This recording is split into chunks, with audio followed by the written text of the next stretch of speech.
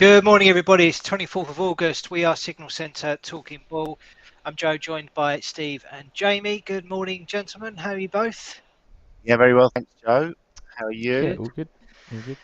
Yeah, good. Feeling fresh. Out for a run this Nice. morning. Yeah, Oh, an early morning feeling run. good. Very early morning run. Yeah, it's still very Good for muggy out, you. but yeah, at least I've got it done. It's not hanging over me now for the rest of the day, which is Yeah, good. like that.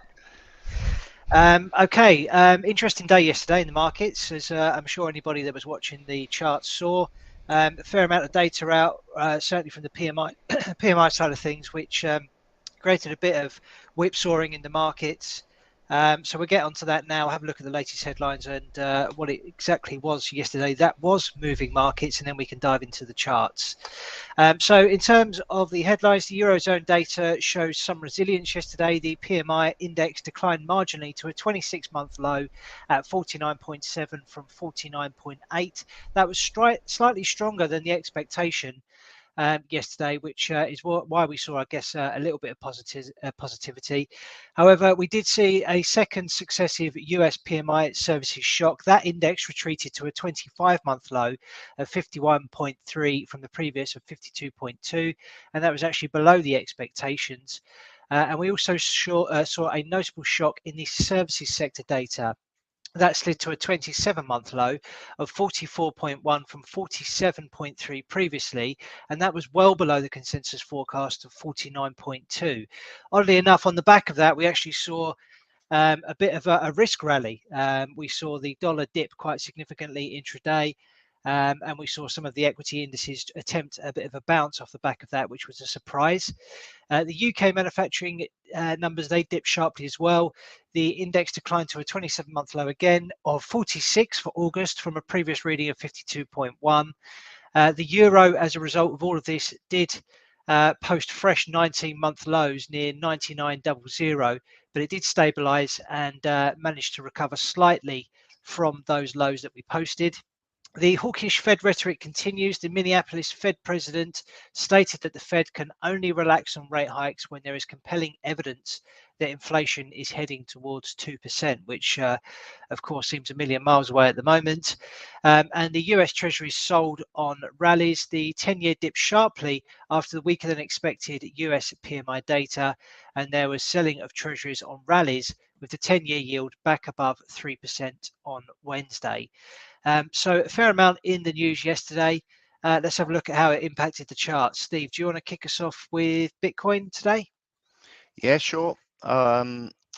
This was my gun to head trade idea yesterday. It's going to be the same today, I think. I still feel that this formation that we can see on the 4-hour chart is a bearish flag formation. Just a matter of time before it breaks. During the gun to head trade idea, we don't have that opportunity to sell it when it breaks. We have to do it at market. But yeah, I really still like this formation for further negative downside in Bitcoin. It's going lower, and it's just a case of trying to time your entry and manage your risk parameters to be on it. So really needs to sort of get below the 20,800 level for confirmation of this flag breaking. A close below there on a 4-hour chart would be pretty comprehensive.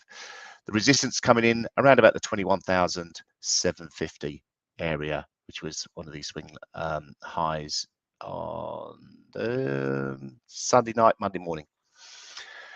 Looking at commodities, going to take a look at gold now. Gold had a bit of a rally yesterday, staved off the negativity. It looks like we're in a bit of an impulsive move downwards now on this 4-hour chart. Nice little push up to the upside. Got to 1755, which we know has been a resistance or a pivotal level before. It was support and resistance multiple times.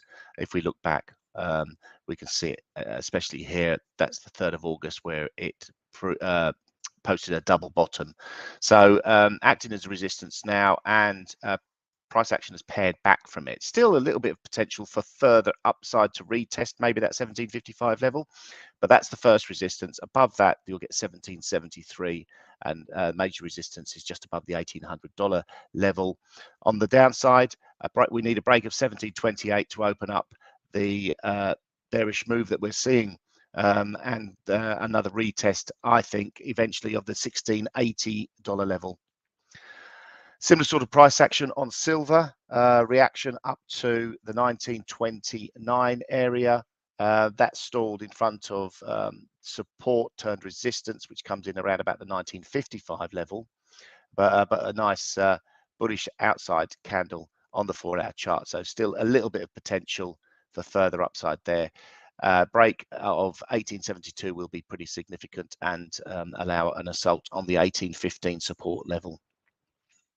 Look at copper. Copper still pushing towards the high, still in a nice positive trend on the short-term charts, and just posting the bullish hammer on a 4-hour chart. So yeah, resistance coming in at 373, and above that we should see further resistance really up around the 384 level. Support down below initially at 360, and the main one really to look out for is 354 before we see 342 again. Crude oil, really strong break higher yesterday. Market reversed from a low of 86.17 on the WTI crude oil, which was just in front of the support at 85.35, and a nice little rally up towards the resistance. Previous swing high at 94.31 hasn't really been tested just yet, stalled just in front of there at $94, but a bit more positivity. We should get a test, maybe a bit of follow through. The momentum's quite strong on crude oil, so I wouldn't be surprised to see some follow through. On the Brent crude oil, we actually hit the previous swing high resistance at 99.50, and we're sitting just below there now, about 12 cents below there. So the momentum to the upside looks like it's formed a really quite a nice double bottom if we get a nice close above the 99.57 level, and that would give us a potential measured move target all the way up to $106. So that's a nice little rally to look out for. Again, we need a strong close above that 99.50 and maybe even above the $100 level, psychological level on the Brent crude oil. Natural gas had a bit of a pullback yesterday.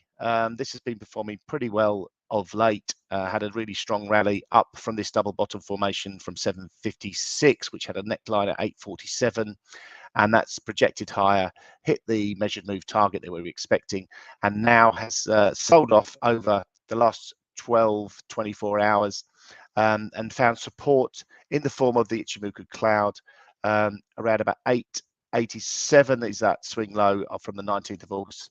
And but also if you look maybe on the hourly chart, you'll see a potential bearish flag formation, which is what we're looking at Bitcoin as well.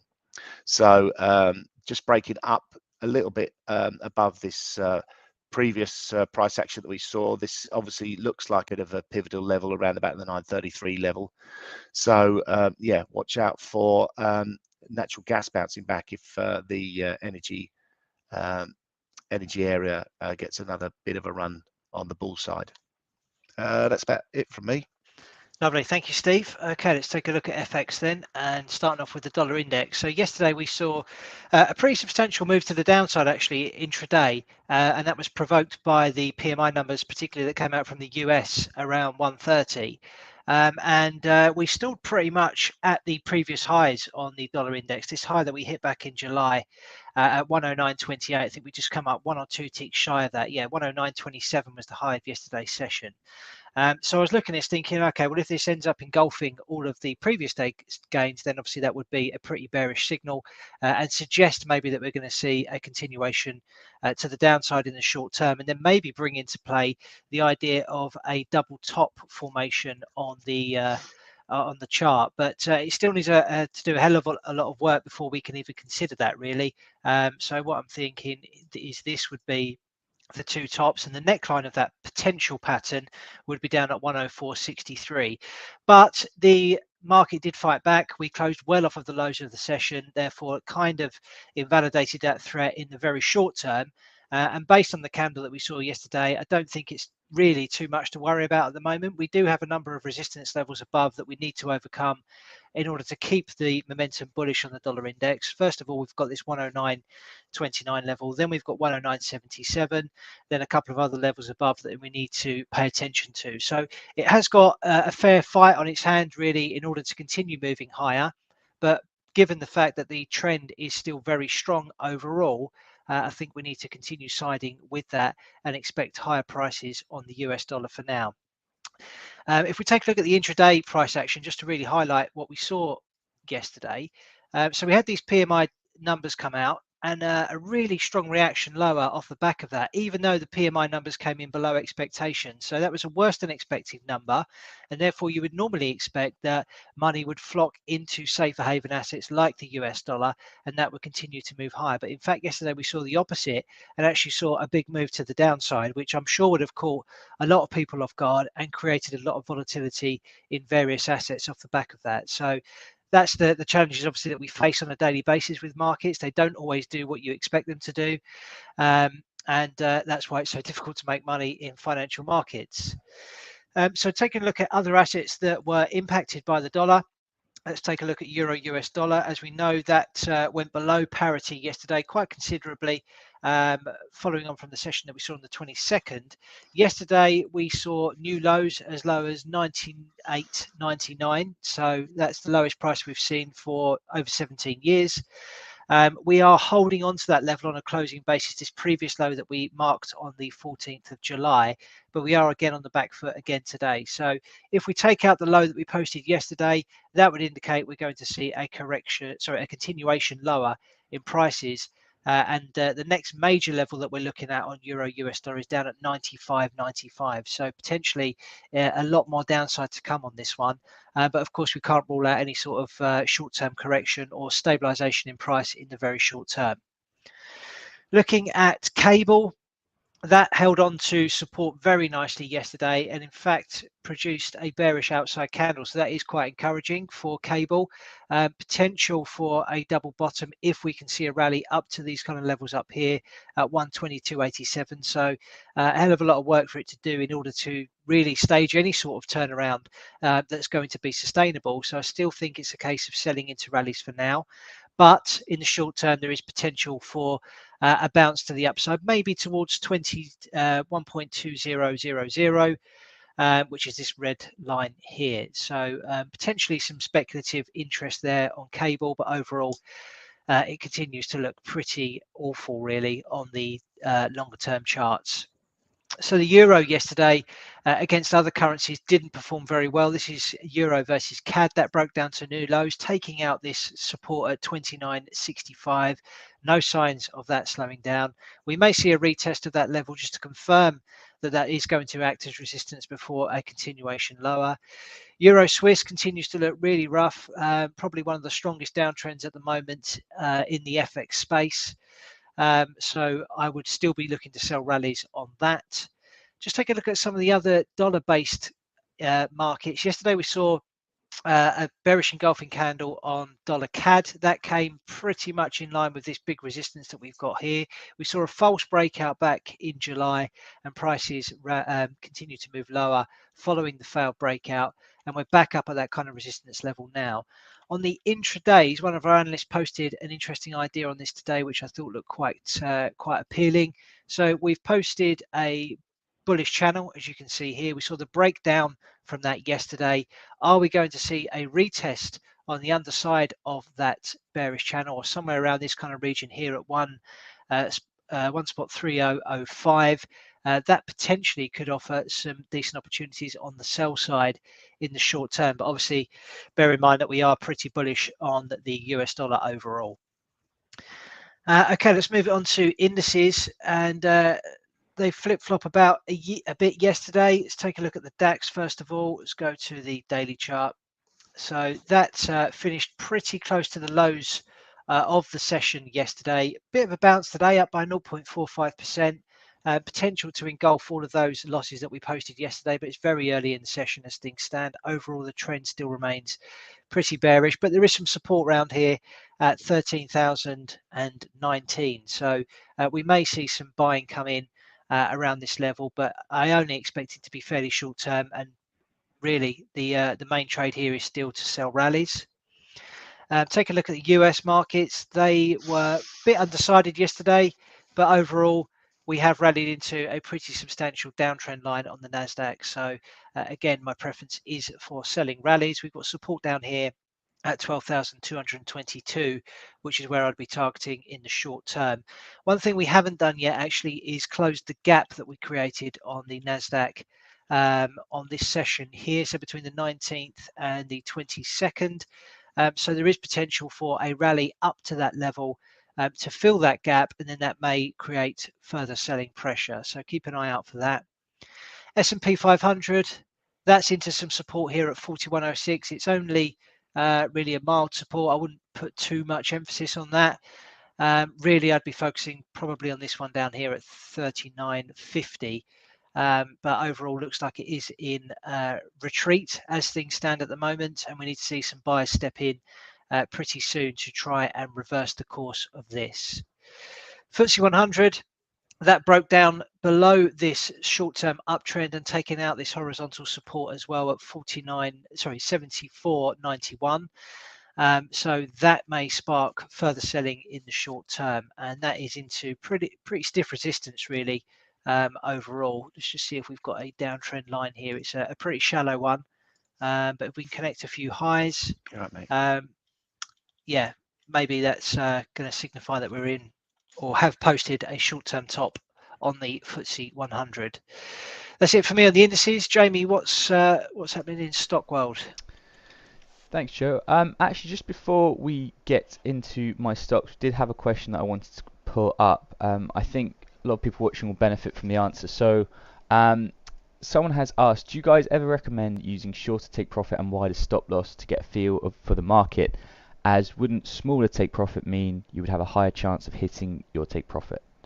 I don't know if either of you want to take a shot at answering that, or I could give it a go. I feel like I've got an answer ready. Go on, Jamie. Go on, Jamie. All the pressure. Well, I mean, I actually replied in the chat, but I think it could benefit people, and perhaps you could expand on what I said a bit. We always aim, when we're putting out trade ideas, to aim for a 2-to-1 risk reward. So essentially, we aim to make twice the amount of money that we're willing to risk on each trade. And this means that over the long run, while on that particular trade it may be less likely to actually hit the profit, you only need to win 50% of your trades to make money if you're going for a minimum of 2-to-1. So if you're risking £10, you aim to make £20 as a minimum, and that way, like I say, you don't have to win all the trades you make. You only have to win half, or even 45%. There's a graph that's really useful for working all that out. But yeah, you don't have to win like 80-100% of your trades to make money. You just have to win 50, and that's kind of why we go for a 2-to-1 at least. Yeah, I think the number's probably closer to 35% or 34%. Yeah, 2-to-1, it is sort of closer to 35. But the other thing to bear in mind is that winning consistently in the stock market is exceptionally difficult. As we saw yesterday, we expected a certain reaction off the back of a number, which didn't happen, and the market went the opposite direction. So maintaining profitability, at sort of 80-90%. is exceptionally difficult. You're up against the sharpest people in the world in the financial markets. There's people that are very well educated and can throw so much money at research and algorithms and methods of prediction that these are the guys that you're up against. So I think if you can try and work at a lower win rate with bigger rewards, I know psychologically it doesn't necessarily work well in as us as humans. Typically in human nature we think if we win more then we're going to have a better chance of success, but that isn't always the case. So we would prefer, certainly from the experience that we've got, to try and go for bigger wins and not necessarily focus too much on the win rate.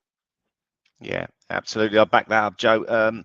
And just like if you think about it as in terms of even if you look at the odds of winning, so we're saying the 2-to-1 risk reward is a 2-to-1 chance of winning. You can get an evens chance of winning, which is 1-to-1. You can get an odds-on chance of winning, which is 2-to-1 on. So you risk £200 to make £100, and you sort of think that that would be more successful. But I suppose if you look at, it's like if you're looking at horse racing and you're sort of like backing the favourite every single time in every single race, you back the favourite. Now, what sort of percentage of chance do you think you've got of winning in that? Anyone going to guess? On average, I'll wait for you to tell us. 35% of the time you'll win if you back every single favourite in a horse race. So unless them favourites are all 2-to-1, you'll sort of lose over time. It's just that's the statistics. Even on like the flat, the odds-on favourites will win 59-60% of the time. So it's just a case of having a money management system which will put the odds in your favour. It's like sort of like when you go to the casino and you sort of like the odds of winning are 35-to-1, and then you've got the 0 and you've got the double 0, and you've got all then factors to sort of like to take into account. It's just sort of that's just the facts, that's the stats, that's just the way it works. You're not going to get it right 100% of the time. No one ever gets it right 100% of the time. You're only going to get it right, I would say, people with not so much experience will probably get it right 30% of the time. Yeah. So that's I've been trading the market for years, for over 30 years, and you can see my win rates on the shows that we do. Between on the talking board, it's 40%. But if I use a good strategy, money management strategy behind that 40%, it does give a positive return, and that's what it's about. Yeah, absolutely. So, and Ryan mentioned there about high frequency trading and computer trading. So they will be using many methods where they'll be looking to scalp the market or pick up pennies effectively in front of a steamroller, and have exceptionally high win rates, 80-90%. But by using a computer and an algorithm, there's no psychological impact there. They're not sitting there watching the market, and they can execute it without any mistakes whatsoever. And when humans are involved, we make mistakes, we get emotional, we sit there, we watch it, we deliberate, and a computer doesn't do that. So they can operate methods or strategies that have much higher win rates, and they're probably doing that with great success. But for us as discretionary traders who are sitting there in front of screens, emotionally charged because there's money on the line, we need to have a strategy that we can work with within our capabilities. And that's why I think this kind of approach is better for a discretionary trader, rather than trying to continually pick up pennies in front of a steamroller effectively, and looking for those maybe higher possibility wins, but you could quite easily blow out if you don't take your losses quickly. One of my favorite sayings when it comes to trading is that people who take small profits, they'll eat like a bird, but then they'll shit like an elephant. Because they'll make lots of small wins, eating little and often, but then when they lose, the whole thing will go in one go. And that is the harsh reality of it, I'm afraid. Yeah, absolutely. And yeah, you've got to factor in slippage as well. You can sort of like have your stop in there, but your stop doesn't always get hit at the price you want it to. So there's lots of factors which are sort of against you as a trader. The best approach is always to find a good risk reward money management strategy, and then sort of like find create a plan and stick to it, discipline, don't move your stops, and find an approach that works for you. It's different for everyone. Everyone's got different risk tolerances as well. Absolutely. So yeah, that's it. Hopefully that was helpful, guys. Jamie, let's get on to some stocks, shall we? Yeah, nice one. Thanks for that, guys. I think that was really useful. We'll start off with our biggest gainer and loser as we do. Our loser of the day was this Golden Sun Education Group. Looks like it only IPO'd recently in June. Had a really nice run up, actually got all the way up to just, $94, $95, before it's come crashing back down to $21.99, down 38%. Not too much to say here. It's just, nothing newsworthy, but 38% down there. On the flip side of this, I know energy had a really good day. We looked at oil yesterday, and this is INDO, or the Indonesia Energy Corporation, up 49.35%. We don't have any news on TradingView about that, but you can see the volumes picking up really nicely, broken out of this. I guess it's a bit of a base. We can kind of argue there's something like that. We gapped above that resistance, and now yeah, well, these are always going to be quite volatile, stocks like this, but yeah, up 49.35%. We'll jump into a quick heat map, and as you see what was said about energy, energy's the real standout on the positive side yesterday. A lot of dark green there, so all those stocks you can see are up 3% or more. The rest of the market, not too much happening. It's a bit of a mixed bag. All the big names didn't really do much in terms of moving, all within a 1% plus or minus on the day. Nothing really too much to pick out from that, but we'll jump into a couple of names, see if we can find anything. AMC again down 8.6%.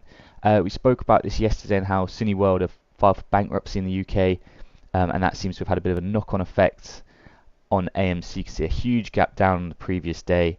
The volume's still pretty high, selling off quite a lot there. We just kind of broke through it yesterday. We did have a bit of support level here, which we did close through. I'm not liking the look of this technically. I'm not going to touch this with a 10-foot barge pole. AMD, we've looked at this a few times, broke above this red downward trending resistance line. A really nice few weeks there. It looks like prices have consolidated a bit now, almost a bit of a flag type pattern, which is actually using the trendline resistance as support now. So that could have the potential to break a bit higher. Obviously the general market has been in a bit of a correction, or perhaps could be more than a correction, but if we do get a bit of a rally, this could push on. And I think realistic targets we could be looking at here are this $109 level, and if things start going really well, we could be pushing up to 125 as well. So we'll be keeping an eye on AMD. Amazon, a lot of candles like this yesterday, these inside days with not a lot of movement. Not too much to say. We discussed this yesterday though, ran to that 61.8 fib, gap down. So we do have a few open gaps on Amazon to the upside and the downside. So we'll see if we get any fills on those in the coming weeks. Caterpillar, we've got a bit of a resistance level here. This has been quite a pivotal level actually.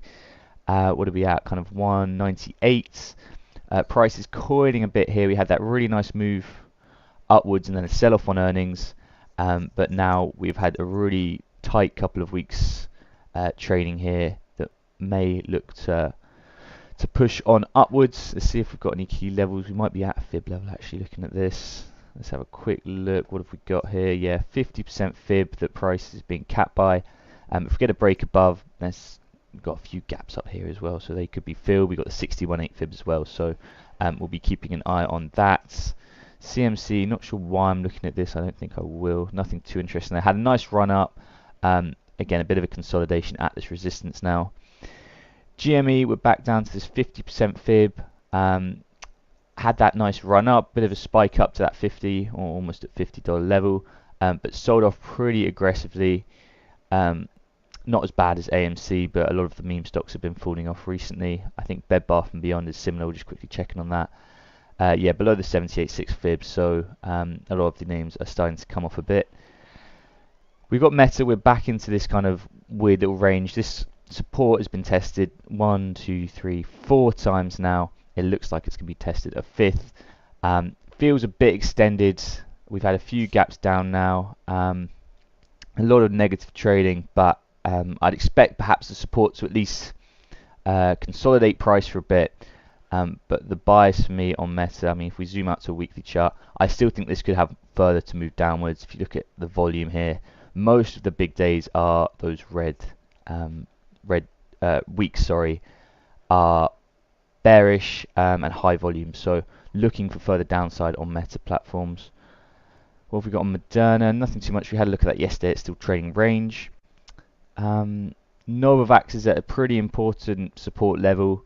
Well, it's just kind of a low really from June 13th, but it's trying to be defended. I don't think it will hold for too long. We have got this gap open here though. Keep an eye on that. This is pretty important support. I don't think there's much structure underneath for a while, so let's see if this can hold up. A decent looking candle yesterday, but volume not so great on that. Don't need to look at the video. We're going to look at a couple more here.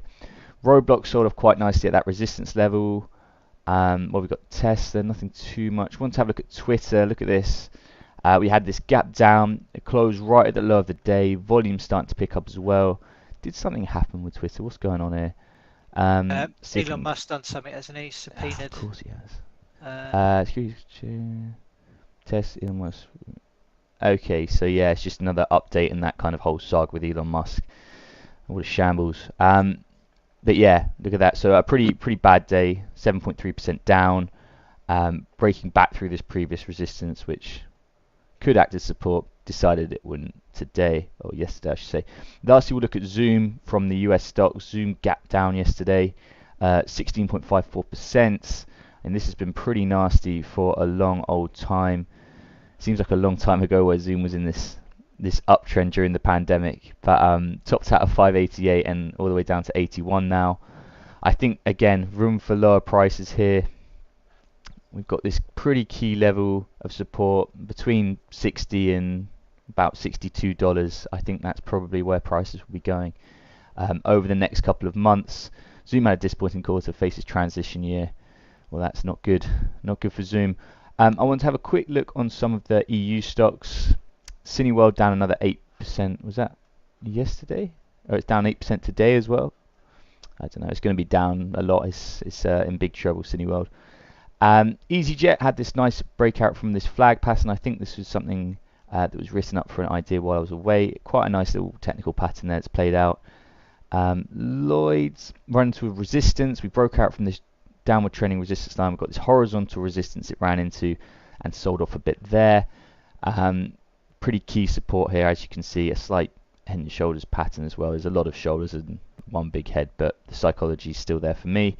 Rolls-Royce at this key support, opened up at it today. This needs to hold for me. We've got a fair bit of space to fall into if it doesn't. Do we want to look at Vodafone? Yeah, Vodafone, we had another nice flag pattern. So you can see these technical patterns do play out. Heading back down towards this support level.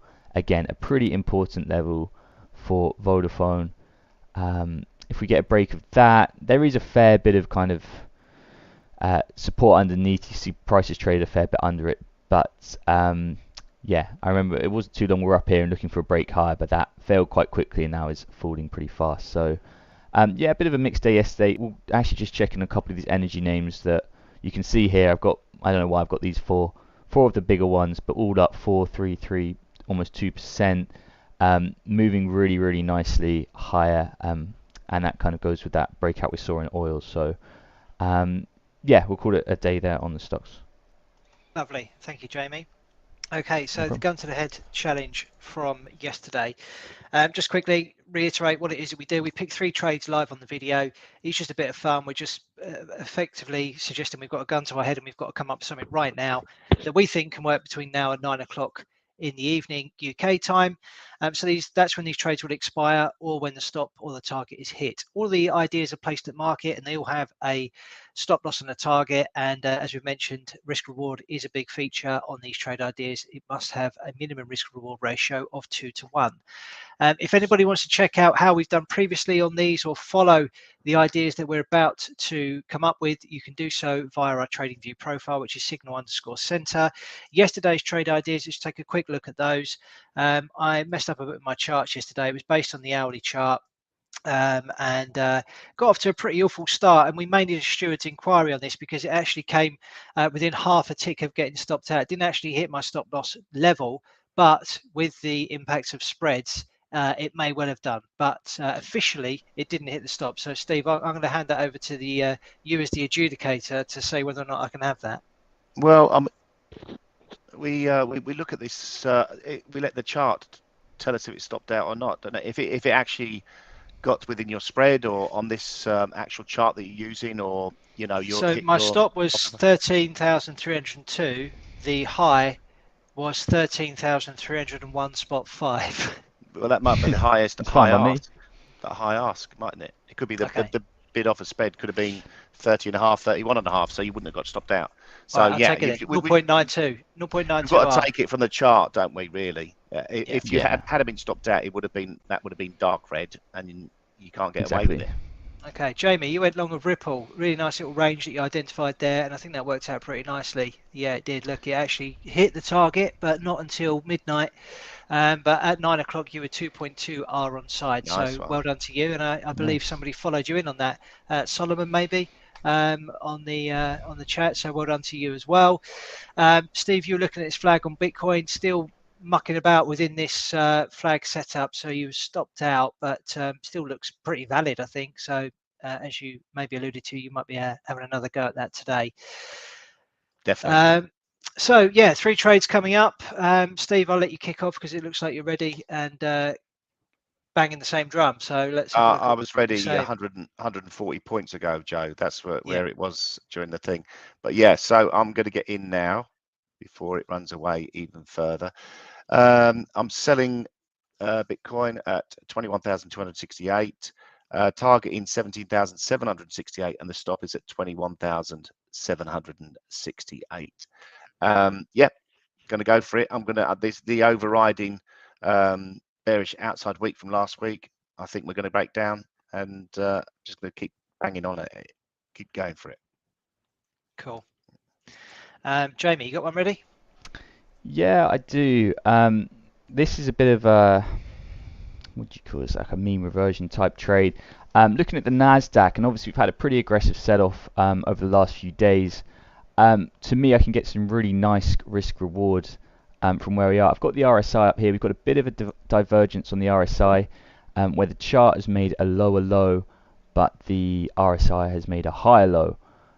So possibly the signs of a bit of a pullback, and I know Joe slightly alluded to it when we looked at the indices, that there could be a bit of a gap fill, which would actually be up here, but I think the risk reward I can get targeting that 38.2 fib there works out for me okay today. We have got a bit of support at this level that we're at. Price has messed about here a few times throughout July and the start of August. So yeah, I mean, we're at oversold extremes. I'm just hoping we get a bit of a bounce today. Still pretty bearish on this overall, but for the purpose of the guns to the head trades, you know, they close at 9 o'clock. So with what I can get out of it in terms of risk rewards today, as we discussed earlier, when you can get 4.49 R back risking 1 R, that's pretty good odds to me. So we will attempt to buy the Nasdaq here. We're going to have to change the levels slightly. So current price is 128.29. Here we go. So that changes it a little bit, but it still works out pretty good. Profit level, we're going to target that 38.2 fib. So that is at 13158. And the stop, pretty tight stop. Hoping this support holds. That is at 127.41. So if that does play out today, we'll be making 3.74 R on that. So hoping for a little bit of a bounce in the indices today. Nice one. I'm going the opposite side of you actually, Jamie, looking at DAX. Steve, if you need to get off, please feel free to do so. We'll catch up tomorrow. And All right. so yeah, looking at DAX over the last hour, we've seen a bit of a reversal in the fortunes of this. So we've seen prices move up on the open to as high as 13,217, but we've seen a pretty strong reversal on that. So I'm going to sell that. It does need to get through this big support level that we've got, 13,030. But I think if it does, then we could easily see it flush down to these lows that we posted in July. So looking for a pretty meaty return on this today. I'm selling at the current price of 13,106. I've got a stop loss above the highs that we posted over the last hour. Just bring it into a 4-hour chart to make it a bit easier to see. So the stop loss will be at 13,230, and I'm targeting a move down to 12,435. So looking for a 5.45 R return on that one. So pretty spectacular if it pays out, of course. Chances of it doing that, I would say, are quite low, but you never know. You've got to be in it to win it. So that's what I'm going with today. That's going to be published up right now, and I adjust the levels because when I initially mentioned it, it was a bit higher than it is now, which I guess is a good thing. So yeah, that'll be posted up now along with the other two trades. In terms of the day ahead, let's take a quick look at that before we wrap up. We have durable goods orders in the US at 1:30 UK time, and at 3:30 UK time we've got the US EIA oil inventory numbers. So if anybody's involved in oil, at 3:30 today, be aware that there is a very important data point out today which is likely to create some volatility. In terms of the rest of the week, we've got the Jackson Hole Symposium starting tomorrow. Just to reiterate, that's a meeting between central bank individuals, economists, etc. They'll all be talking about monetary policy. The big event that we're looking for is the Fed Chair Powell speech, which comes in the middle of the event on the 26th. So we will cover that closer to the time. So that is that from us today. Hopefully that's been enjoyable and educational for anybody that's been watching. We will be back tomorrow with some more. And until then, everybody, trade safe. Thanks for watching, everyone. Bye-bye.